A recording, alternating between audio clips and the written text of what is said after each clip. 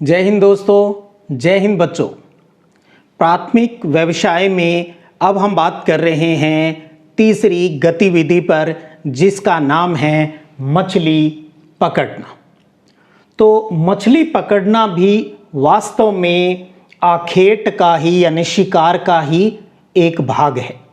जिस प्रकार धरातल पर मानव स्थलीय जीवों का शिकार करता है, उसी प्रकार वह तालाबों, झीलों, नदियों, नालों और तटवर्ती सागरों से मछली पकड़ने का कार्य भी करता है। और आखेट में हमने ये समझा भी आज के समय में जो आखेट है वो सिर्फ जहाँ जनजातियाँ पाई जाती है वहीं तक सीमित है, यानी बहुत कम क्षेत्र में आखेट का कार्य होता है, क्योंकि अब ये प्रतिबंधित है। फिर भी आधुनिक समय में अगर मछली पकड़ने की बात करें तो यह व्यवसाय है वो बहुत अधिक विकसित होता जा रहा है। और मछली पकड़ने से उसकी उपयोगिता क्या है, यानी मछली से उसको बेनिफिट क्या मिलता है। तो देखिए, हमें पता है मुख्य तो इसको भोजन के लिए पकड़ता है मानव। तो भोजन, तेल और चमड़ा प्राप्त करने में इस मछली की बहुत उपयोगिता है। और इसके साथ साथ दुधारू पशुओं को खिलाने में और खाद बनाने में भी इसका इस्तेमाल किया जाता है। और इस मछली पकड़ने से संबंधित एक बहुत प्यारा प्रश्न भी बनता है, जिसको मैंने यहाँ प्रश्न फॉर्म में ही लिखा है भी मछलियाँ कहाँ अधिक पकड़ी जाती है और क्यों। भी जहाँ अधिक पकड़ी जाती है वो क्षेत्र कौन सा है और वहीं पर अधिक क्यों मछली पकड़ी जाती है। तो एक परीक्षा की दृष्टि से बहुत प्यारा प्रश्न बन सकता है।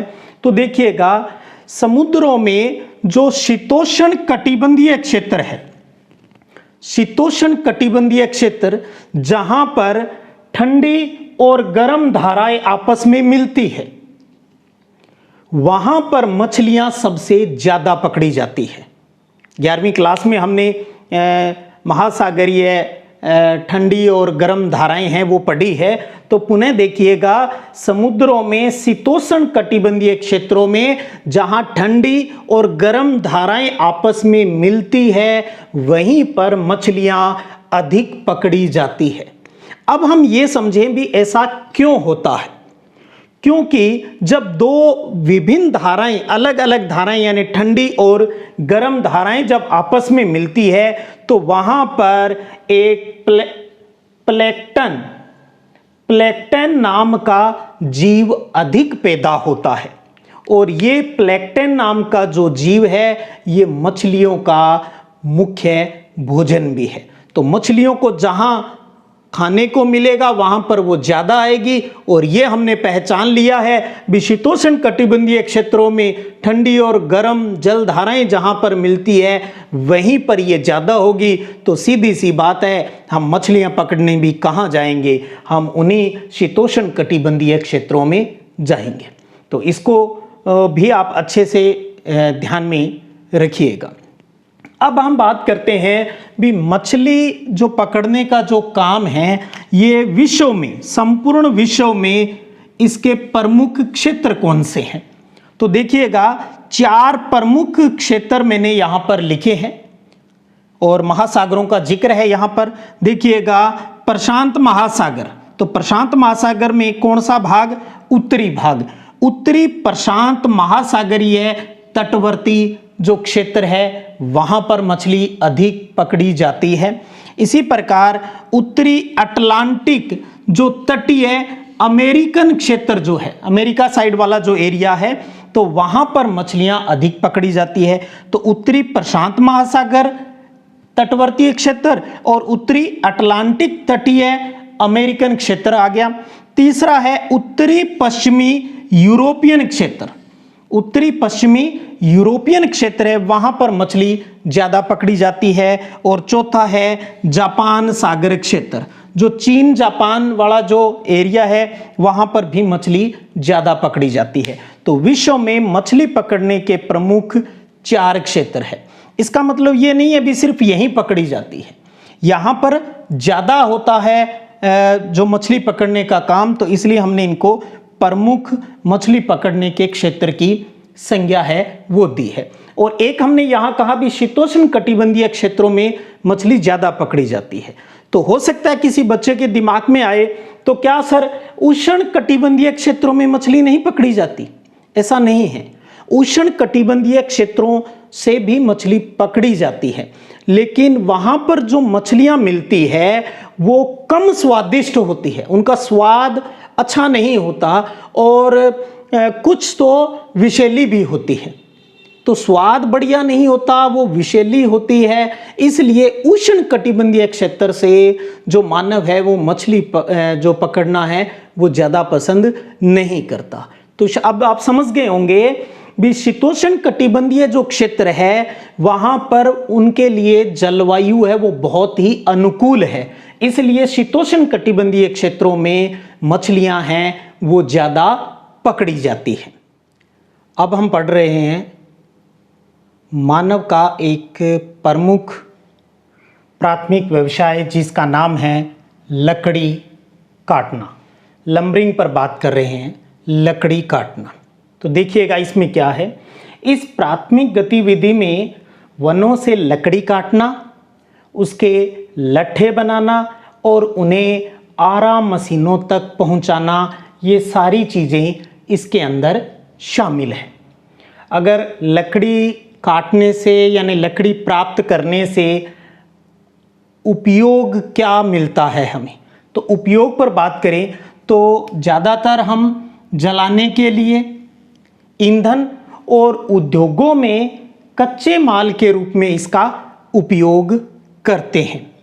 और लकड़ी काटना ये व्यवसाय कहाँ मिलता है, इस पर अगर हम बात करें तो देखिएगा ये व्यवसाय प्राथमिक स्तर पर तो उष्ण कटिबंधीय क्षेत्रों में मिलता है। प्राथमिक प्राइमरी लेवल पर तो ये उष्ण कटिबंधीय क्षेत्रों में मिलता है और व्यापारिक स्तर पर बात करें तो ये शीतोष्ण कटिबंधीय क्षेत्रों में मिलता है। उष्ण कटिबंधीय क्षेत्रों में जो वन होते हैं वो कठोर लकड़ी के होते हैं, तो उष्ण कटिबंधीय क्षेत्रों में कठोर लकड़ी के वन होते हैं, जबकि शीतोष्ण कटिबंधीय क्षेत्रों में नरम लकड़ी के वन होते हैं। और शीतोष्ण कटिबंधीय क्षेत्रों के वनों की एक खासियत भी है भी इनमें एक ही प्रकार के वृक्षों की अधिकता होती है। एक जैसे वृक्ष है वहाँ बहुत ज़्यादा मिलते हैं, इसलिए इनका व्यापारिक स्तर पर महत्व है वो ऑटोमेटिक बढ़ जाता है। और उष्ण कटिबंधीय क्षेत्रों के वनों में अगर प्रमुख वृक्षों की अगर हम बात करें तो साल, सागवान, महोगनी, चंदन, रोजवुड, शीशम, महुआ, बरगद, आम, नीम, पीपल आदि ये बहुत से हम लगभग इनके सब के बारे में जानते हैं। ये प्रमुख वृक्ष है उष्ण कटिबंधीय प्रदेशों के।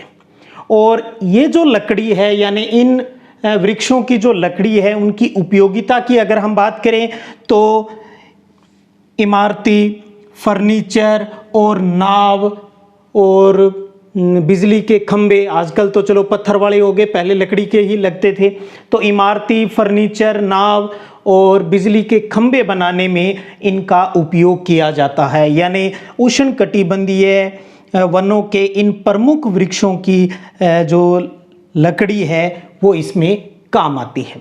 और इसी प्रकार शीतोष्ण कटिबंधीय क्षेत्रों के वनों की प्रमुख वृक्षों की बात करें तो चीड़, देवदार, स्प्रूस और फर आदि प्रमुख वृक्ष होते हैं। और उपयोगिता की अगर बात करें तो क्योंकि वो नरम लकड़ी है तो इसलिए इसका जो इस्तेमाल है वो लुगदी बनाने में, कागज़ बनाने में, दियासलाई बनाने में और पैकिंग का सामान बनाने में ज़्यादा किया जाता है। तो व्यापारिक स्तर पर ये जो कार्य है ये यूएसए, कनाडा, नॉर्वे और फिनलैंड में है वो अधिक किया जाता है। अब एक चीज देखिए, हम लकड़ी काटना हमने पढ़ लिया, ठीक है, प्राथमिक स्तर पर ये होता है, व्यापारिक स्तर पर ये होता है, ये उष्ण कटिबंधीय क्षेत्र है, वो शीतोष्ण है, ये कठोर है लकड़ी वाले हैं, वो नरम लकड़ी वाले हैं, हमने समझ लिया, हम परीक्षा की दृष्टि से तैयार भी हो गए जैसे। लेकिन क्या लकड़ी काटना हमेशा ही फायदेमंद है? बहुत अधिक मात्रा में जब हम लकड़ी काटते हैं तो उसके बहुत से दुष्परिणाम भी है, तो इसको भी आपको इसके साथ ही समझना होगा। देखिएगा, विश्व में लकड़ी की बढ़ती मांग के दुष्प्रभाव क्या है, नुकसान क्या है इसका, तो मैंने पॉइंटों में इस बात का उल्लेख किया है। तो देखिएगा क्या है, एक तो जब वनों की अंधाधुंध कटाई हो रही है तो इससे क्या है, वन क्षेत्र है वो तेजी से घटते जा रहे हैं, और वन क्षेत्र तेजी से घटते जा रहे हैं तो उससे मिट्टी का जो अपरदन है वो बढ़ रहा है, मिट्टी का अपरदन यानी कटाव है वो बढ़ रहा है। इससे भूमि का जो उपजाऊपन है वो घट रहा है, क्योंकि मिट्टी के अपरदन से जो उपजाऊ मिट्टी है वो वहां से हट जाती है, तो भूमि का उपजाऊपन भी इससे घट रहा है। और मृदा अपरदन से नदियों में जो भयंकर बाढ़ है वो भी आ जाती है, और साथ में अगर इसका निष्कर्ष रूप में कहें तो पर्यावरण संतुलन है वो बिगड़ रहा है। तो अधिक मात्रा में लकड़ी काटने से यानी इस बढ़ती मांग से जो दुष्प्रभाव है, हम ये कह सकते हैं इससे पर्यावरण संतुलन है वो बिगड़ रहा है, यानी असंतुलन उत्पन्न हो रहा है। तो ये थे आज की इस वीडियो क्लास में प्राथमिक व्यवसाय की 2 गतिविधियां, जिसमें आज हमने मछली पकड़ना और लकड़ी काटना, इन 2 गतिविधियों पर बात की है। अब तक 7 में से 4 गतिविधियां अपनी पूरी हो चुकी है। अगले वीडियो क्लास में इसी क्रम को आगे बढ़ाते हैं। तब तक जय हिंद, जय भारत।